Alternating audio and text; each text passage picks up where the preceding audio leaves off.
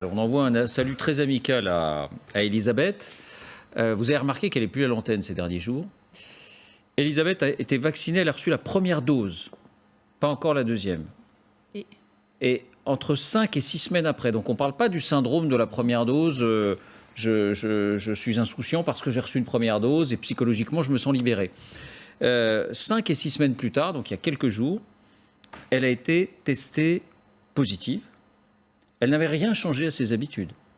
Elle n'avait rien changé à son rythme de vie, c'est-à-dire d'une grande prudence, puisque depuis 15 mois, elle était passée au travers.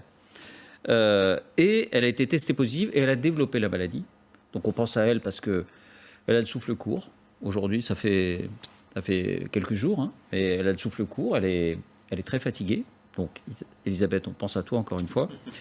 Donc là, on n'est pas dans le syndrome de la première dose, mais on est dans ce qu'on disait peut-être, c'est-à-dire que cette première dose ne protège pas, même après 5 ou 6 semaines. Elle ne protège pas complètement.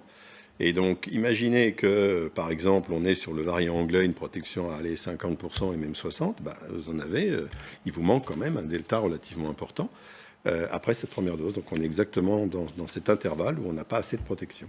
Et peut-être que les symptômes auraient été plus prononcés si elle n'avait pas eu la première dose. C'est possible.